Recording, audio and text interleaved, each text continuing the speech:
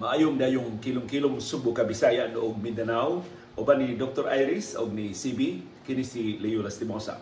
Magpasalamat na sa makausapa inyo ming gipadayon karong hapuna sa yung tagsa-tagsa ka mga Pinoyanan.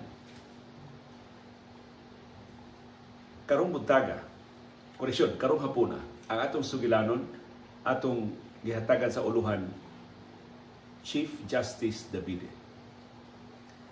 Ang talagsaong kinabuhi, talagsaong kalampusan, talagsaong liderato, talagsaong kaligdong sa Subuanong Chief Justice nga si Hilario Davide Jr. Si Chief Justice Davide, 88 anyos na karon tuiga. Hinog na ang iyang pangidaron, pero wa mapapas ang katalagsaon sa iyang kinabuhi. Dili katuuhan na usa ka Subuanon, usa ka Argawanon, makaangkon sa kinapungkayan sa gahom ug magpabilin nga ligdong, magpabilin nga buutan, magpabilin nga wa mahubog, wa mapiktuhi sa gahom.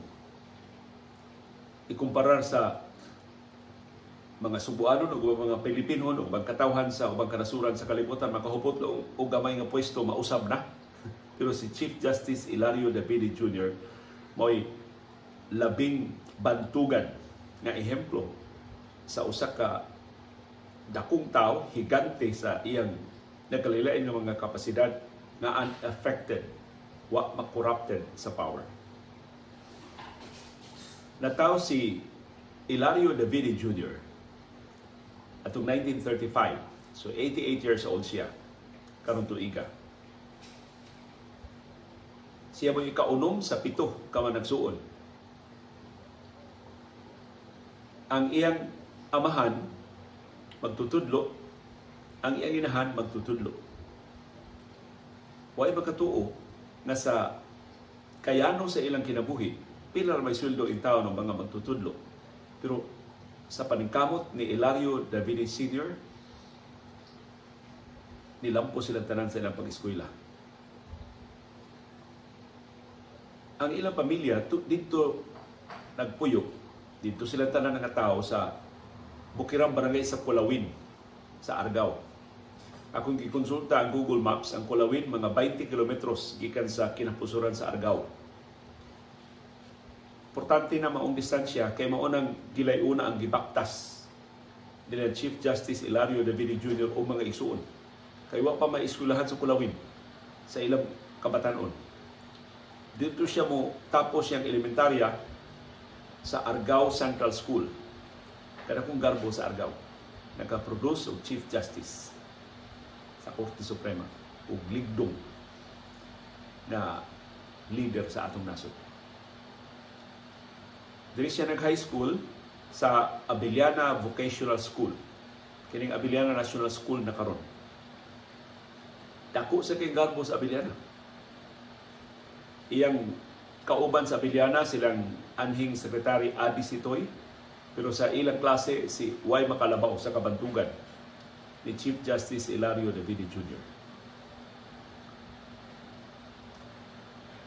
Ikuha siya ang abogasiya sa iyan college, dito siya sa UP Diliman, University of the Philippines sa Diliman. Kay affordable man kayo ang UP sa una mo, nakaabot in town ang iyang mga ginikanan. Plus, kinahanglan entrance exam, utukan man si Chief Justice Davide, nakapasar siya, dito siya nag-abogasiya sa UP Diliman. Nigraduar siya sa abogasiya, nikuha siya sa bar atong 1959. Kung nahimo siyang abogado, take one rin. Karoon na ba? Mo ipagpagawa sa resulta sa bar exams. Atong hangpon ang labing bagong abogada sa Subo, si Attorney Karin Asutilia Lapid. Ang asawa ni Atty. DX Lapid. Sus, lipay kay ko yung batanon nga magtiayon. Abogado, ang bana, abogada na ang asawa. Nagkagbay pa kani sila mga bata. So, excited ko sa future sa pamilya ni Atty. DX Lapid o ni Atty. Karin Asutilia Lapid. Si Atty. DX, ang garbo sa Cordoba. Si Atty. Karin Asutilia, ang garbo sa asam ning lusura gani si Karin. Amo maning sungugon sa una nga basta bulanon ni si Karin Asutilla. Unya siya'y murag miss sa ilang lungsod, miss ba sa ilang lungsod. Unya pagdaog niya gi-abolish man ang miss. So hantod karon, gaminyo na siya angkan na sa to ni Karin, abogada na, siya gihapoy reigning na miss sa ilang lungsod sa Bohol. So congratulations sa brand new nga mga abogado, mga abogada. O I'm sure usa sa mga inspirasyon sa atong mga abogado, mga abogada, mga kalampusan ni Attorney Chief Justice Hilario Davidian Jr. So pagka-abogado niya in 1959, nahimo siyang private secretary ni Vice Gobernador Francisco Kikoy Rimotigi sa probinsya sa Subo. Tiyan na, brand new kang abogado niya, private secretary din ka sa Vice Gobernador. So ngilingig og sinugdanan pa lang. So mao to'y simbolo sa kamasaaron sa political career ni Chief Justice Davidian. Pagka 1961, si Kikoy Rimotigi nahimong gobernador sa Subo. So siya gihapoy private secretary. So na-promote siya gikan sa pagka-secretary sa vice governor, nahimo siyang private secretary sa gobernador. Na-expire ang termino ni Rimotigi 1963. Si Davidian nahimong magtutudlo sa abogasiya sa Southwestern University. Ganihatag niya og doctorate, honorary doctorate degree sa pagretiro na niya sa government service. So diha ni matuto sa mga estudyante sa Southwestern University si law professor Hilario Davidian Jr.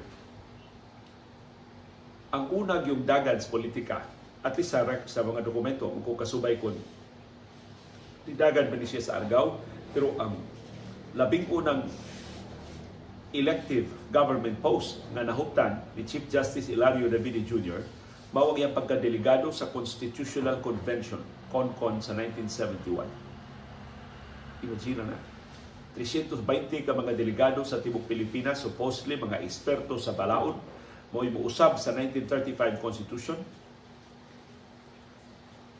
Si Davidian, usa sa napili. Kung akong gitanaw ang ubang mga delegado sa Subo nitong higayon ng suspulos na himong higantis politika, ang mga kadungan ni Davidian sa pagpili sa 1971 Constitutional Convention, usas mga delegado si Marcelo Fernan, na sama ni Davidian, nahimo sa Chief Justice sa Korte Suprema. Laing delegado sa 1971 CONCON si Pedro Yap, laing Subuanon na Chief Justice. Kay tulo man sila kasubuanon, nahimo Chief Justice sa Supreme Court. Silang tulo, pulos mga delegado sa 1971 Constitutional Convention. Nahimo sa delegado sa CONCON si Nap Rama, si Napoleon Rama, na nahimong publisher sa Manila Bulletin. Nahimo sa bantugan na periodista. Pero dungan silang sugod ni Davidi's politika sa 1971 Constitutional Convention. Laing delegado sa CONCON sa 1971 si Taliux Bacalso. So nakadaog si Taliux Bacalso, isip delegado sa Constitutional Convention. Laing delegado si Casimiro Madarang Jr., ang nahimong commissioner sa Commission on Elections, si Nene Madarang. Laing nahimong delegado sa 1971 CONCON si Attorney Oliveros Quintana, kaparihan ni Davidian taga Argao. Nahimo to siya provincial prosecutor din sa ato sa Subo si Attorney Oliveros Quintana. Unya, ubang mga delegado sa 1971 Constitutional Convention silang Raul Manglapos, batugan kayo. Ang ilang presidente si Carlos Garcia. Ang aning presidente sa Pilipinas, taga Bohol, na si Carlos Garcia. Pait lang kay 13 na kaadlaw, human siya nanumpa, isip presidente sa 1971 Constitutional Convention, namatay si Presidente Carlos Garcia.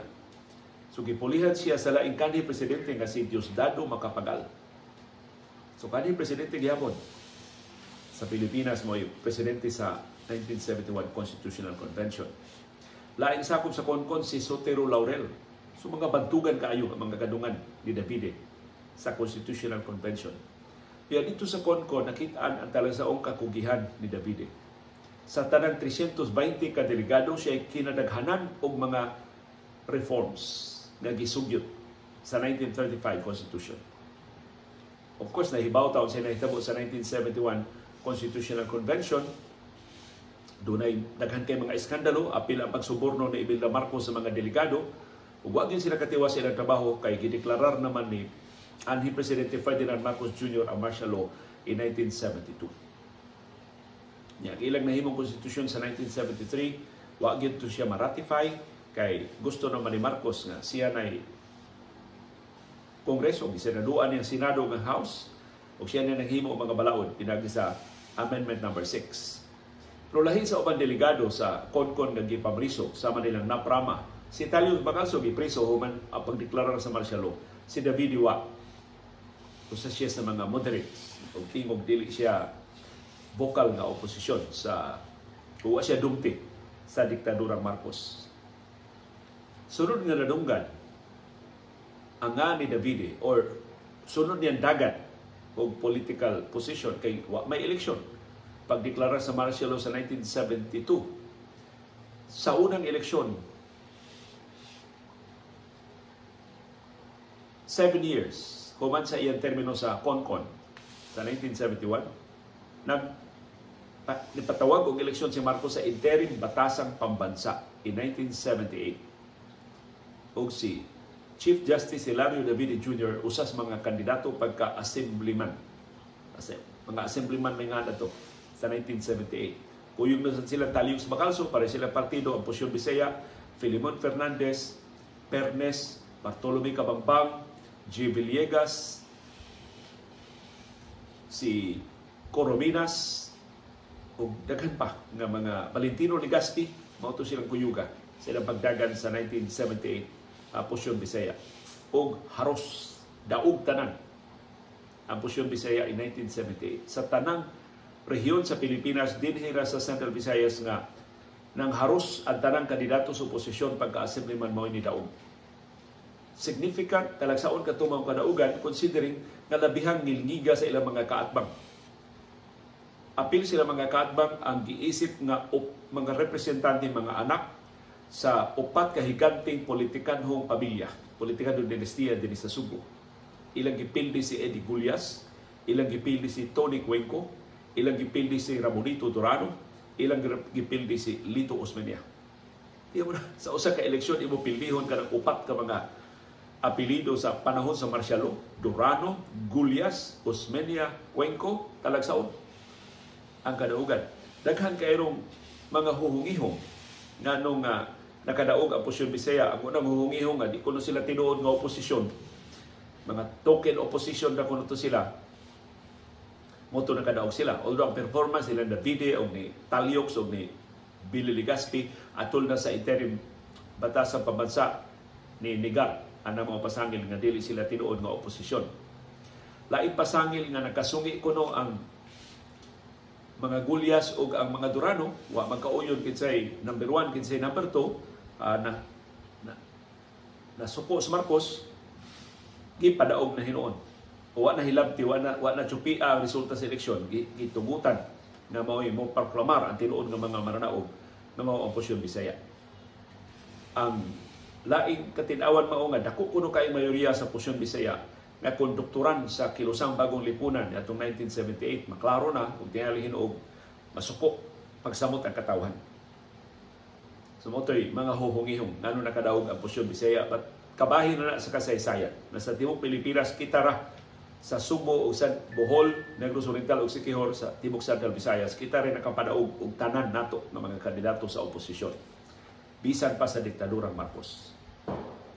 Og sama sa naitabo sa 1971 Constitutional Convention, si Chief Justice Hilario Davide Jr. mausay kinadaghanan o mga balaod nun nga gipasaka o kinadaghanan mga balaod nga napasar sa interim batasang pambansa.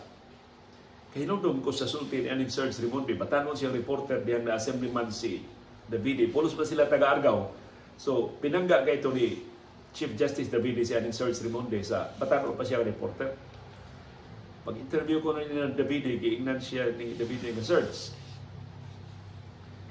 aron di ka ma-problema sa mong balita, Serge. Puting kaya lang na akong mga proposed laws, mga proposed legislations. Nakay balita, bisang kada adlaw pa. Hatong nahuman ako termino. Sus, pagtanaw ko ng Serge Rimonde, ang lutod sa mga papel sa mga balaod nun, itupong ko sa lamisa sin. Ingon anak ko nung kangilngig tumong trabaho si Chief Justice Hilario Davide Jr. Moto nga productive kay siya isip assemblyman. Human sa 1978 interim batas ng pambansa, nag-practice na lang to si Davide din sa ato, kauban niyang practice si aning Secretary Adi Sitoy, kay classmate ba sila sa Abiliana, susuod yun to sila. Hasta sa pagka-practice ko yung sila, kung practice niya. Kato ko na ilang law office. Mura to law office nga 24/7. Pila sila ka mga abogado, magturno-turno sila og duty. Si Chief Justice Davide kanang mo duty sa yung buntag. Sumaro to yung law office na why siraw, ulo sa abli. Sa yung buntag, alas 6 ng buntag, to alas Davide. Siya na nag-duty dito sa law office. Kunya, ini kahapon, mura ang lain nila ng mga law partners, mao ini duty. Ikagabi si Atty. Adi Sitoy, si Aning Secretary Adi Sitoy. Kay night owl man to, si Atty. Sitoy. Hantod sa to siya kadlaw. Talagsaon to ilang law practice. Nasunod nga, nakahupot o pwesto sa gobyerno si Davide sa dihang napalayas ang mga Marcos in 1986 o nakapuli sa Malacañang si anhing Presidente Cory Aquino. Tungkol siyang nindot nga record sa 1971 Constitutional Convention, usa siya sa gitudlo ni Cory Aquino nga Constitutional Commissioner. Naghimo sila sa 1987 Constitution. Mauna ni karon ang Constitution nga gipatuman sa Pilipinas. Usa si Davide sa 50 ka mga komisyonado, mga eksperto sa nakalain nga mga fields of law o education o profession nga nipanday sa 1987 Constitution. And of course, sama sa 1971 Concon, sama sa 1978 interim batas sa babansa, si Davide usang gihapon sa mga top performers. Daghan kay siya ang gisugyot ng mga provision na na-incorporate, na-aprobahan. Epektibo niyang napanalipdan ng mga provision atol na sa ilang plenaryo, atol na silang pagtuki sa kinatibukan sa 1987 Constitution. Sunod, nanununggan si Davide human sa iyang pagkasakop sa Constitutional Commission in 1986 o 1987. Kung naaprubahan yun ang matagapalaon o hantod karon may naptuman, daghan kay mga pagsuway, pausbon ang 1987 Constitution, pero hantod karon ang trabaho nilang Chief Justice Hilario Davide Jr. nagpabilin. Kung iyang kauban sa Constitutional Commission, laing subuanon, na paborito kay na kong interviewon, generous kay ito siya sa iyang mga kasayuran, si Regalado Dodong Maambong. Pulos nila Dodong, kini si June Davide, gitawag Dodong June. Kanto si Regalado Maambong, gitawag to Dodong Maambong. So usa to siya sa mga lantip sa kay pangunahuna na nitabang o panday sa 1987 Constitution. Sunod nga nadunggan nato na nakapwesto sa gobyerno si Davide. Kuman siyang appointment sa Constitutional Commission. Gitudlo siya ni anhing Presidente Cory Aquino sa Commission on Elections. Siya gihimong chairman sa COMELEC in 1988. So usa ra ka tuig siya na bakante, gitudlo na siya, pero chairman pa gid siya sa COMELEC. Pero usa ra siya ka tuig sa COMELEC sin kay pag 1989 mao man tong higayon nga dunay dugoon kay kudita nung diri mo daog silang gringo hunasan og kaubanan batok ni Cory Aquino. 1989 hangyo siyang anhing Presidente Cory Aquino nga siya mangusap Presidential Commission na mangusap sa investigasyon sa kudita. Di lang pag-ila sa mga responsable sa kudita, kundi ang paghimo jud o mga measures unsaon na mabadlong na ma-address ang legitimate na mga reklamo sa kasundaluhan aron mabadlong na ang mga military adventurists ug wa na mulusan og mga kudita. Ug to some extent malampuson ang mga rekomendasyon ni Chief Justice Hilario Davide Jr. kay human sa 1989 ni menos naging pag-ayo mga kudita. Diya pa'y kudita sa isunod ng mga administrasyon, pero di na sa makasubsub, di na sa makaduguon sa mga kudita sa administrasyon ni anhing Presidente Cory Aquino. 1991, gitudlo na siya ni anhing Presidente Cory Aquino og laing importante nga pwesto. Gitudlo siya Associate Justice sa Korte Suprema. 1991. Natapos ang termino ni Cory 1992, gipulihan siya ni anhing Presidente Fidel Ramos 1992 hangtod 1998. Pag 1998, ang bag-o presidente nga si Erap Estrada kinahanglan mutudlo og Chief Justice. Iyang gitudlo. Iyang nakita ang labing takos o labing ligdong. Ug usa ni labing maayong desisyon ni Erap, si Hilario David Jr. ang iyang gitudlo nga Chief Justice sa Korte Suprema. Of course, nasuwayan dayon ang kaligdong o katakos o kasuhitos balaod ni Davide. Duha ka tuig human siya nahimo Chief Justice, gipahigayon ang impeachment trial batok ni kanhi Presidente Joseph Estrada. Kay si Erap wa magdahom, gi-impeach sa House of Representatives. Kay iya may itong aliado si Manny Villar. Si Manny Villar mo speaker sa House niya itong higayuna. Kung itahon bitaw siyang Manny Villar, gi-impeach siya sa House of Representatives o na padagat yun ang articles of impeachment ngadto sa Senado o napahigayon ang impeachment trial sa tuig 2000 batok ni kanhi Presidente Joseph Estrada. Tungod sa daghan kay mga pasangil sa mga anomalya ni Erap, ito'y Waiting Gate, diha ito'y Boracay Gate, ug uban pang mga iskandalos kabapayan, mag-inom sila sa gabinete tungag gabi hantod na sa kadlawon, magsugal sudya sa Malacañang, basta parte daghan ang anomalya atong kanhi Presidente Joseph Estrada. Pero iyan tinudlo si Chief Justice Hilario David Jr. Pero ay mahimo ang mga kongresista o mga senador kay ubos sa balaod, ang Chief Justice sa Korte Suprema mo'y presiding magistrate. Mo'y mo preside over the impeachment trial. Pero sus kang hilnig atong mga senador. Bat sa mga senador na nagpahigayon sa impeachment trial, buhi pa si Miriam Defensor Santiago, diha si Senate President Juan Ponce Enrile, ang mga bantugan pa ng mga Joker Arroyo, buhi pa, sila mo'y nagpahigayon sa impeachment trial. Kunya mag-impeachment trial na gani, magsulod to sila sa ilang robe, isip mga mahistrado, mga impeachment trial judges, mga na ito ilangan, senator judges. Kunya, dito napakita ang kahinog, ang ka-objective, ang kaisog, ang kalantip o panghuna-huna, ug labaw saran ang kaligdo o kamatinud-anon sa rule of law ni Chief Justice Hilario David Jr. Sa kadakos garbo, sa kahambugero o mga kahambugera sa mga senador, pero hipostan sa kangilgig, balaod, sa kasuhitos, mga lagda sa impeachment ni Chief Justice Hilario David Jr. Kana maklaro bitaw nimo nga nagtuon gyud siya. Tanang nitty-gritty sa impeachment rules and procedures, tanang mga technicalities, labihang suhitua ni David. Nga ang mga senador nga pasambugiro, mga hambugiro o habugira, hipos tuo sa iya mga rulings. Why ni question? Why ni nagduda sa kaligdong ni Davide? Anugon lang, wag yun tumahigpit ang impeachment trial. Tungod adtong refusal sa majority sa pag-abli sa envelope sa Jose Velarde account ng Dialito SIP. Nakalimutan ko sa higpit ng mga detalye.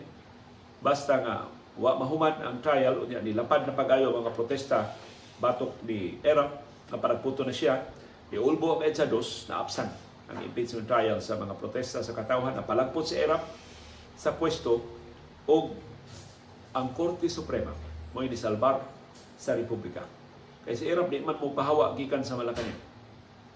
So, gi-question man niya legalidad sa EDSA 2. Ang Korte Suprema mo'y nisalbar sa adlaw pinagi sa pagsugot ni Davide, iyang gipapanumpa si kanhi Presidente Gloria Macapagal Arroyo, mamoy Vice Presidente ni Erap, isip Presidente. Mao si Arroyo mo'y nakatiwas sa termino ni kanhi Presidente Joseph Estrada. Si Erap na priso gyud, pero gipardon siya ni Arroyo. So niretiro si Chief Justice Davide sa Korte Suprema in 2005. Usa ka tuig human sa Hello Garcia scandal na human sa presidential elections nga gipildi ni kanhi Presidente Gloria Macapagal Arroyo si Anhing Fernando Poe Jr. Na sigon sa Hello Garcia scandal gitikasan og at least 1 million votes ni Arroyo. sa ilang panag-istorya sa telepono ni kanhi COMELEC Commissioner Virgilio Garciliano. Naritero si Davide sa Supreme Court. Unya, gitudlo siya ni Arroyo nga pangu sa Presidential Commission sa Electoral Reforms. Tungod atong Hello Garcia scandal, nga gidudahan ang kamakiangayon sa COMELEC, gustong Arroyo luwason na sa magkaligdong sa COMELEC. Kanhi chairman mas COMELEC si Davide, usaman siya sa labing tinahon, niya itong higayuna sa katawhang Pilipinon. So parang Arroyo makarescue niya gikan sa Hello Garcia scandal ang iyang gitukod nga Presidential Commission pagsugyot og electoral reforms. Human niadto si Davide gitudlo ni Arroyo nga permanent representative sa Pilipinas sa United Nations. Until 2010, gihupta ni Davide ang maong pwesto. Pagbanos ni anhing Presidente Noynoy Aquino, gihatagan na siya mga importante kay trabaho si Davide. Resign si Davide gikan sa United Nations, gitudlo siya ni Aquino na mao'y pangu sa Truth Commission. Itong komisyon ng mususi sa tanang mga anomalya, sa tanang mga iskandalo ni kanhi Presidente Gloria Macapagal-Arroyo. Pero mga aliado ni Arroyo, ni Kiha, at tubangan sa Korte Suprema, ilang i-question ang legalidad sa Truth Commission o ang Korte Suprema niingon illegal, unconstitutional ang Truth Commission. Nagkitukod ni anhing Presidente Noynoy Aquino, gipaguluhan ni Chief Justice Hilario Davide Jr. kay gisingle out si kanhi Presidente Gloria Macapagal-Arroyo.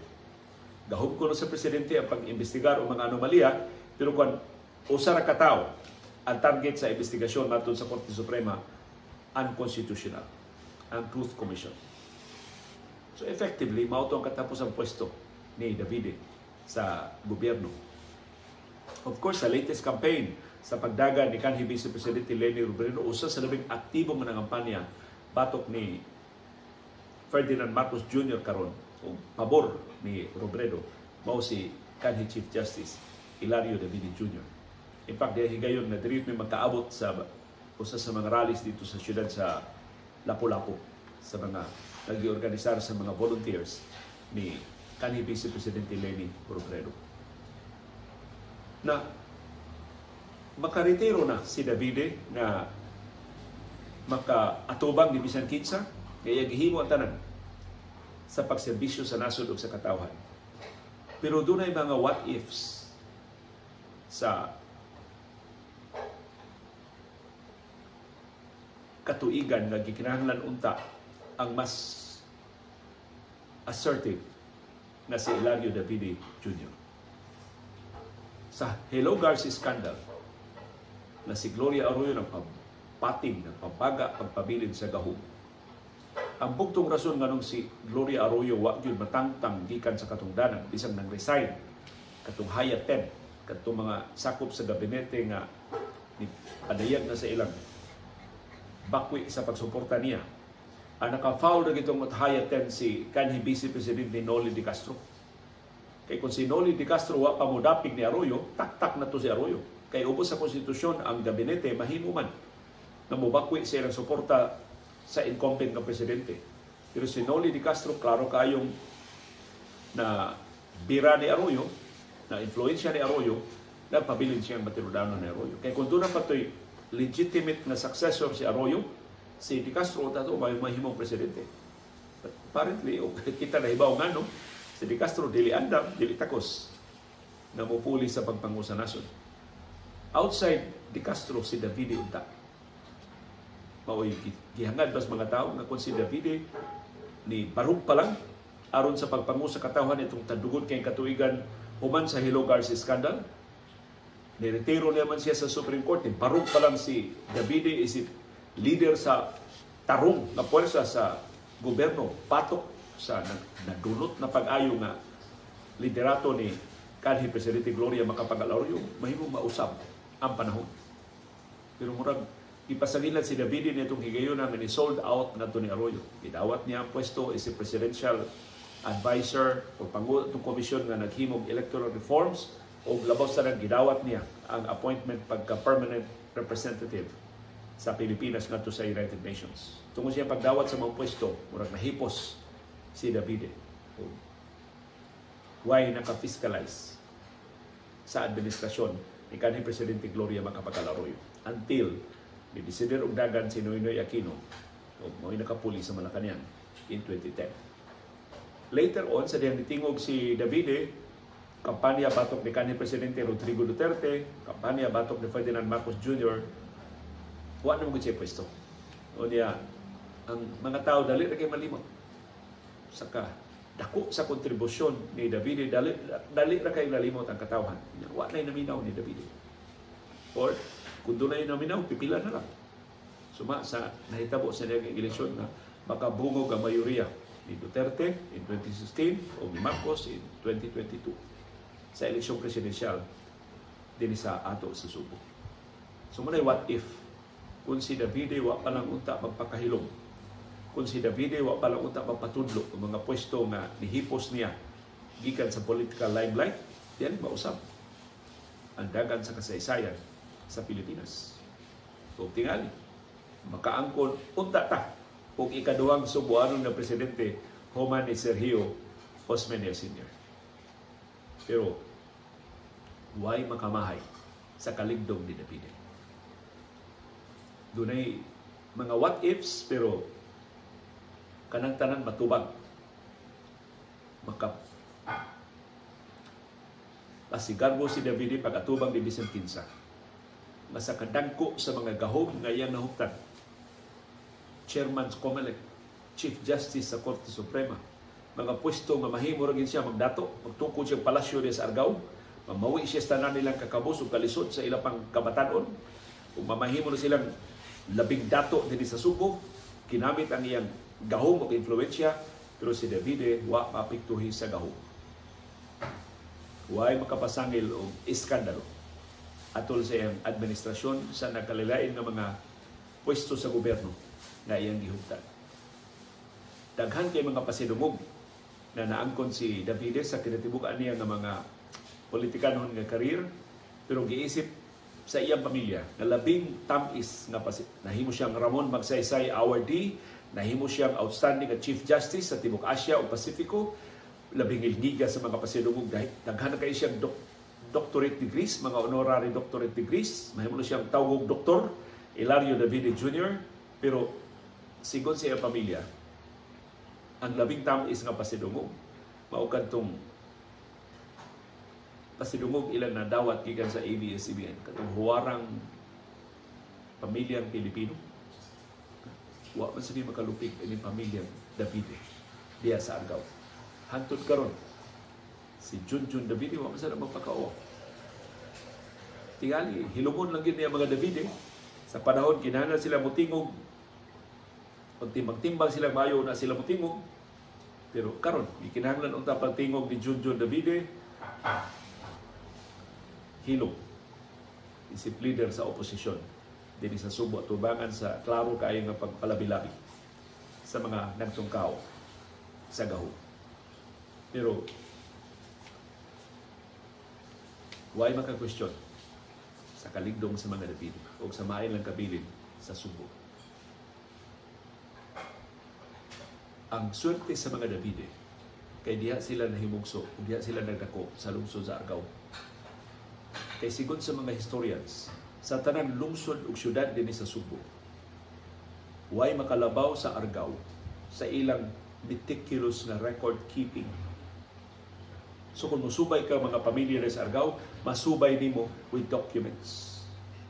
Swerte kay nang ila simbahan na napreserbar ang mga dokumento pila nagka dekada ang nilabay, di para sa uban mga kumbento itang gipagyo, gisunog, nasunog ug uban pa, pero di sa Argao masubay nimo ang mga kaliwatan sa nakalilain ng mga pamilya. Kung ang pamilya ni Chief Justice Hilario Davide Jr. masubay hangtod sa nangagi pa nga mga siglo. Ingunana ka ngilngig kanang record keeping sa Argao sugad pas manaw sa mga katsila. Mao na nga adunahan kayo o mga detalye sa ilang mga kagikan, sa ilang mga kaliwatan, ang tanan ng mga pamilya diya sa lungsod sa Argao. Sana all. Hinaot ang ubang mga lungsod, ang ibang mga syudad, sama-sab ka-conscious sa ilang kasaysayan, sa ilang kaliwatan, sa ilang mga katiguangan. Sama sa Argao. Daghang salamat sa pamilyang Davide sa talagsaong garbo ay nahatag sa mga Subuanon, labaw tanan sa ligdong ng pagserbisyo sa ligdong nga liderato na ilang napakita sa nakalilain ng mga pwesto nga ilang gihuptan sa tulo ka henerasyon. Kay gawas ni Chief Justice Davide iyang mga isuon wasan magpakawaw sa pamilya, nakatampo sa biya sa Argao, nakatampo sa ilang uban pa mga kapasidad sa ubang bahin sa Pilipinas. Pero kana ato ireserba sa lain na sang umaabot ng mga edisyon sa itong panahon dayong kilom-kilom. Sa nga ni Dr. Iris o ni CB, kini si Leo Lastimosa, magpasalamat sa inyong padayon ng pagsuporta, pagsalig o pagpaminaw sa atong panahon dayong kilom-kilom. Thank you very much, CB girl.